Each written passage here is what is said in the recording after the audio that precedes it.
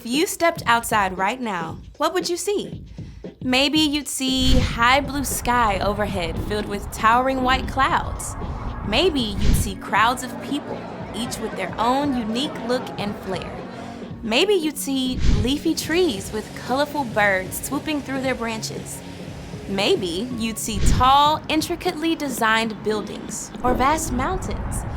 From the rough mosaic bark on a tree to the fine lines of blood vessels just beneath your skin, every bit of it is God's handiwork, or the work of people God created and inspired.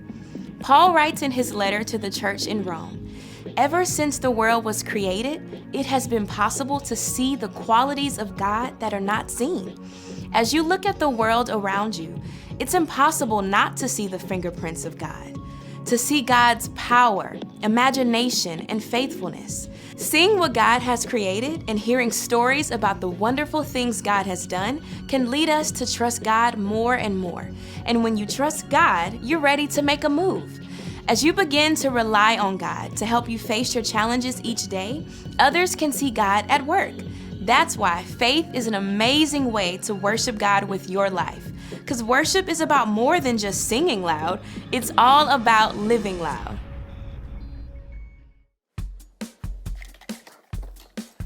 Hey everybody, welcome to the Story Lab. This week we're talking about faith while we take a look at the story of someone who had to lose his sight to see. Hey, I got your glasses.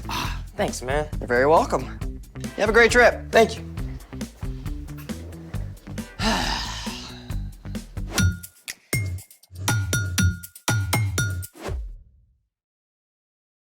Hey, I'm Carter. And I'm Zeke. We're talking about faith. Which is trusting in what you can't see because of what you can see. Are you ready to move? Well, I want to see what's in the box. Me too. You mean you don't know? Not a clue. Wait, What?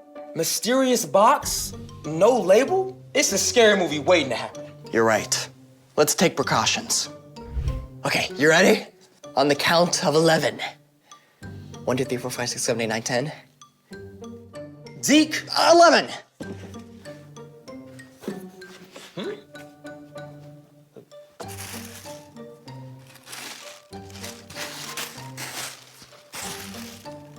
Nothing. Oh, wait. There's a flashlight. And not a very good one. hold on. This isn't just any flashlight. It's a black light. Like what they use at crime scenes? Oh, it can be used for lots of stuff. Well, how does it work? A black light gives off ultraviolet light that is invisible to humans. Certain fluorescent substances absorb the ultraviolet light and re-emit it at a different wavelength, making the light visible and the material appear to glow. Cool.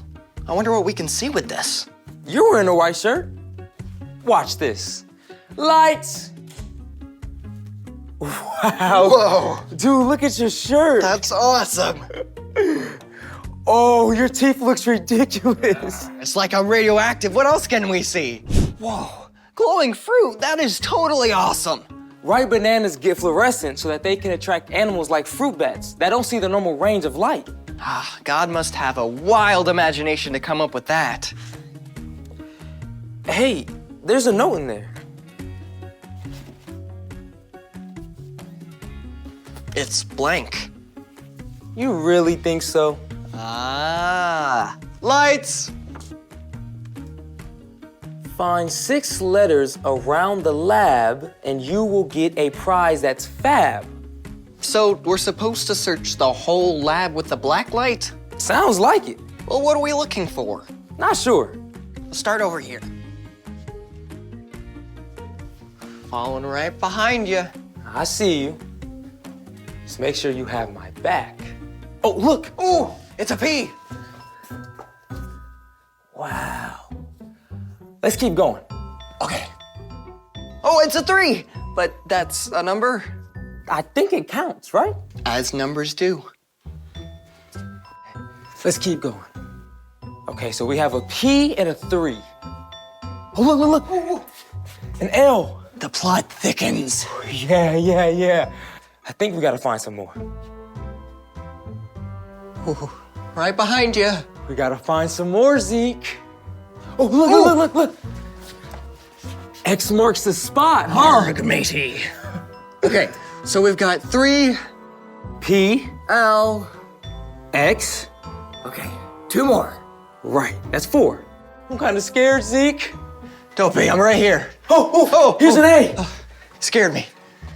Okay, 1 more. One more. What have we got so far? 3 P L X A. 1 more. One more. Where is it? You find it. No, I couldn't. You haven't found one yet. Oh, okay. Is it on the ground? No. Is it on the ceiling? No.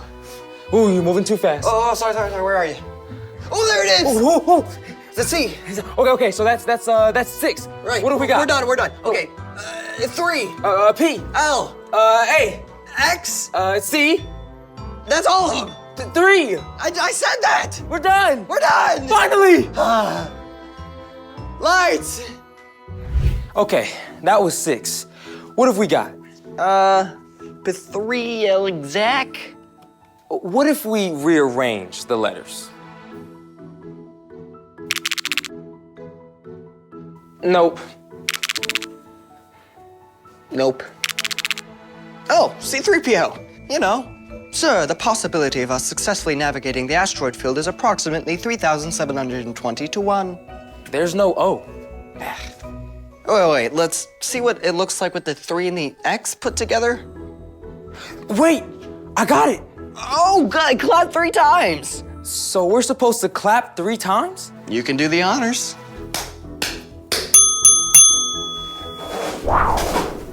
Ooh, a gift. What could be inside? I have no idea. Open it. No, you open it. No, you open it. No, I don't open it. Me neither. No, you. Okay. You ready? Yes.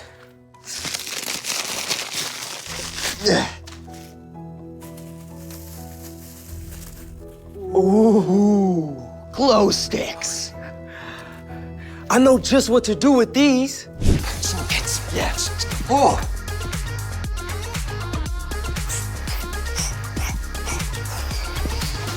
Zeke. Yeah. Zeke, Yes. I'm tired. Yeah, me too. Oh, that was a blast. I feel like I've gotten to see the whole world in a new light today. And we're just getting started. It's time for The story before the story. Today, we're in the book of Acts, which tells the story of the early church. But before Acts, way back in the very beginning, out of a deep, deep love, God made an amazing world. But when people turned away from God, the world was broken. God made a plan to draw people back into relationship. So at the right time, God sent Jesus, God's very own son, to live among us. Jesus gave up his life and was killed. But on the 3rd day, he rose to life. After Jesus returned to heaven, the early church grew quickly with the help of God's Spirit. When the believers faced trouble in Jerusalem, they scattered to other places, taking the news of Jesus everywhere they went. Which is where our story starts. Take it away. Hey everyone, I'm Brian. Today, I want to introduce you to a man named Saul. Now, if there was such a thing as a model Pharisee or Jewish religious leader, Saul was it. Saul, also known as Paul, was born as a Roman citizen, which gave him special privileges. Growing up, he studied the scriptures until he knew them inside and out. As the early church grew, Saul was just as upset as the other religious leaders. When a Jesus follower named Stephen was sentenced to die, Saul stood by in approval and actually held the coats of the men who threw stones at Stephen. Saul was absolutely certain that Jesus' followers were a threat and that the best way to please God was to get rid of them. He began going house to house, dragging believers off to prison. And when the new believers scattered to other towns, Saul wanted to follow. He took his plan to the high priest. Give me letters to the synagogue in Damascus. Then I can go and hunt down men and women who belong to the way of Jesus. We'll arrest them and bring them back here to Jerusalem. Fantastic idea. Consider it done. With the approval of the high priest, Saul gathered a group of men and supplies for the journey. Now, Damascus, which was the capital of Syria, is around 150 miles from Jerusalem, so that would have taken nearly 2 weeks to travel on foot. But Saul hated the followers of Jesus so much that he couldn't wait to get on with it. After long days of travel, Saul's group finally neared the city of Damascus. The noonday sun shone down bright and hot, but Saul charged ahead, eager to carry out his plan. We'll find them all. We'll stamp out this dangerous Jesus nonsense. Then, something happened. Something that would change Saul's life in an instant. A brilliant light flared from heaven, so bright the sun seemed dim. A voice spoke from the light. "Saul, Saul, why are you opposing me? Who are you, Lord? I am Jesus. I'm the one you are opposing." Okay, now imagine for a moment that you're Saul. You thought Jesus was just a troublemaker who was killed, dead and gone. Yet now he's alive, speaking to you from a blaze of light. It's like your whole world tips upside down in an instant.